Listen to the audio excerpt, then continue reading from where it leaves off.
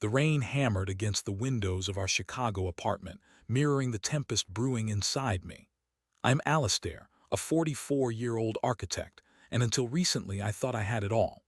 A beautiful wife, a comfortable life, and a career I loved. My world, however, began to crumble with the subtlety of a poorly laid foundation. It started with small things. Genevieve, my wife, a vibrant and charismatic marketing executive, started working late more often. Business trips became more frequent. She attributed it all to a demanding new project at work, and I, ever the trusting husband, didn't question it. I wanted to show her that I trusted her and allowed her the space she needed to flourish in her career. I even took on more responsibilities at home, cooking meals, doing laundry, and making sure the apartment was spotless, so when she came home she could relax.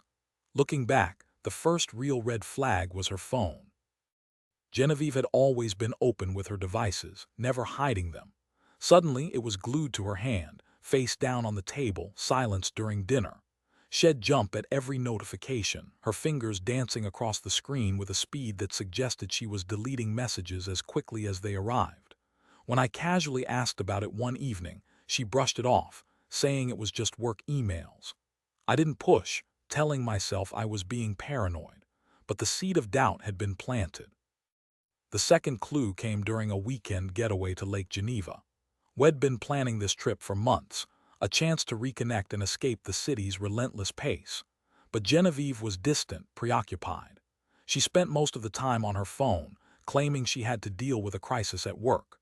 When I suggested we put the phones away and enjoy each other's company, she snapped at me, accusing me of being controlling and insensitive to her career. We ended up having a huge argument, the first truly bitter fight we'd had in years. The air hung thick with unspoken accusations, and the joy I'd anticipated for the weekend evaporated. My unease grew into annoying anxiety. I started noticing other changes: her perfume, a new, musky scent I didn't recognize, the way she flinched when I touched her, the lack of intimacy in our bedroom. We'd always had a passionate physical connection, but now it felt forced, almost clinical.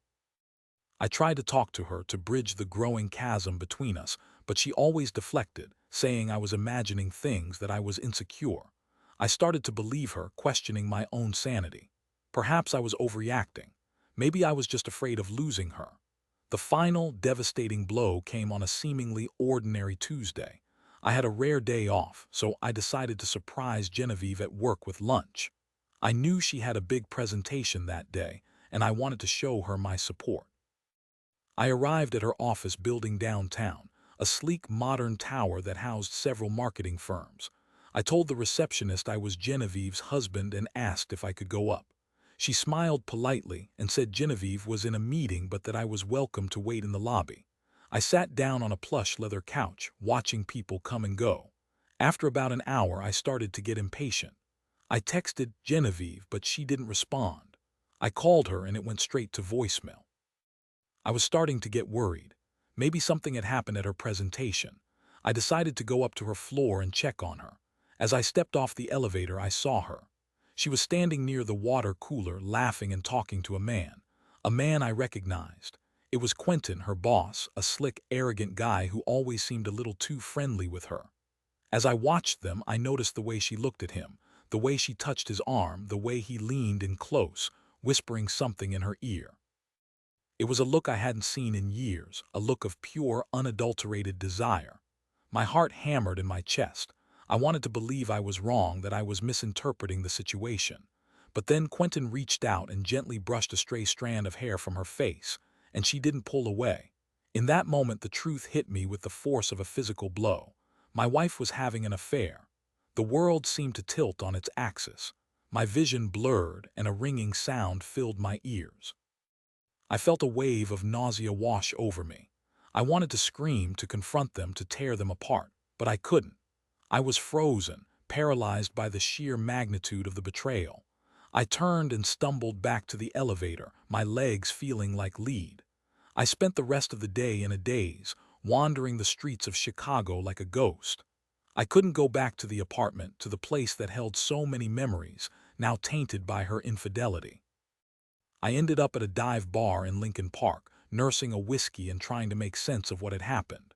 How could she do this to me? How could she betray our vows, our love, our life together? I had been a good husband. I had supported her dreams, celebrated her successes, and comforted her during her failures. I had been loyal, honest, and loving. And this is how she repaid me. The anger started to simmer, a slow, burning rage that threatened to consume me. I thought about confronting her, about demanding answers, about throwing her out of the apartment. But I knew that wouldn't solve anything. It would only lead to more pain, more heartache. I needed a plan. I needed to figure out how to protect myself, how to salvage what was left of my life. I went back to the apartment late that night, steeling myself for the inevitable confrontation. Genevieve was already there, sitting on the couch, watching television. She looked up as I walked in, her expression a mixture of guilt and defiance. "Where were you?" she asked, her voice tight. "I needed some time to think," I replied, my voice flat. "Think about what?" she pressed, her eyes narrowing. "About us," I said, meeting her gaze. "About our marriage." She shifted uncomfortably.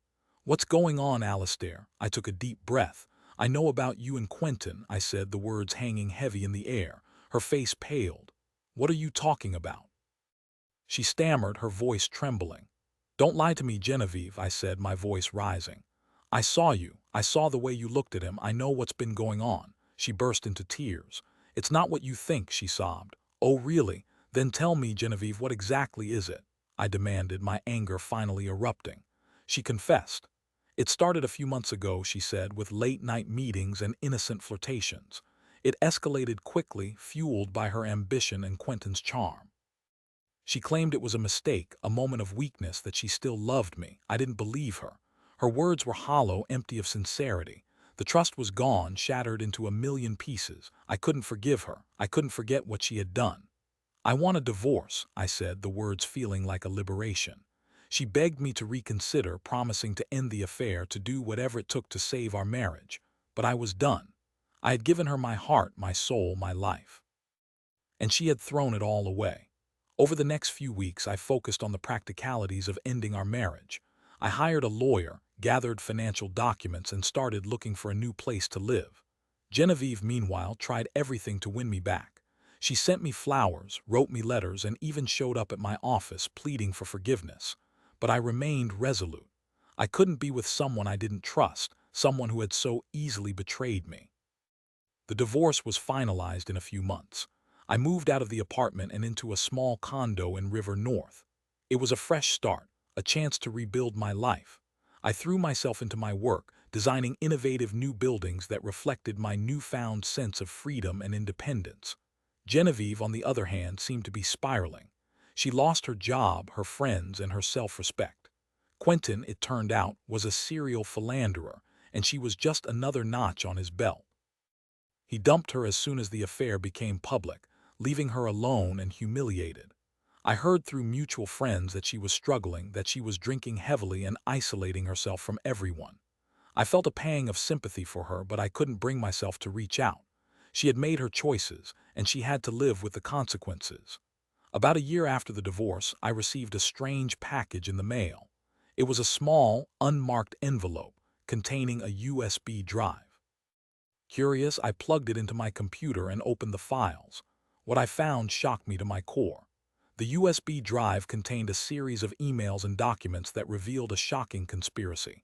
It turned out that Quentin had been embezzling money from the company for years, using Genevieve to cover his tracks.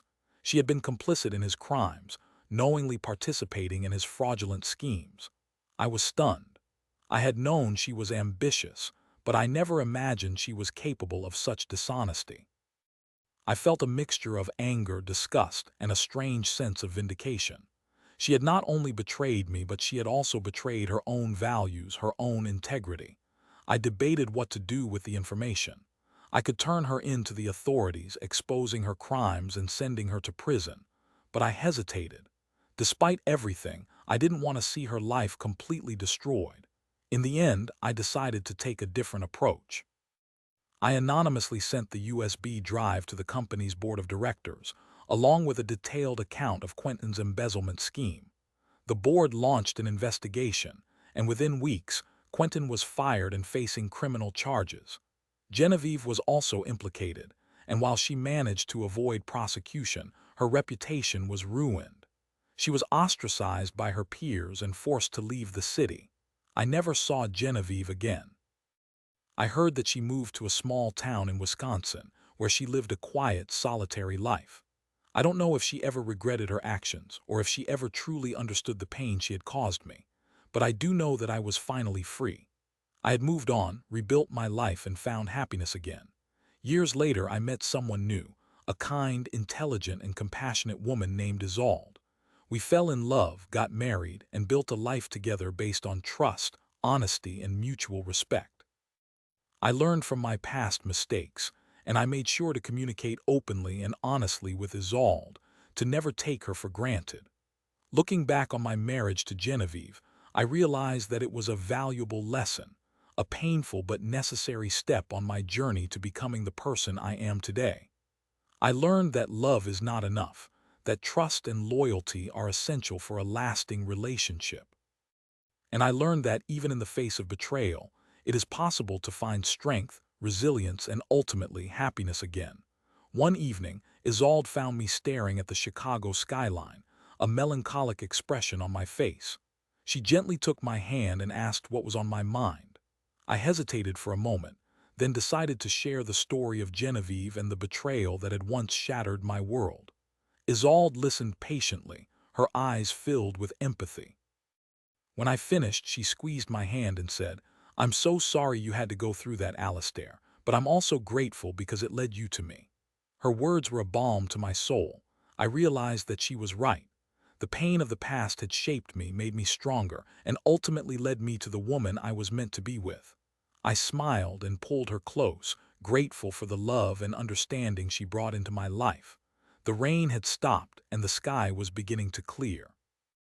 A sliver of moon peeked through the clouds, casting a soft glow over the city. I knew that the scars of the past would always be there, but they no longer defined me.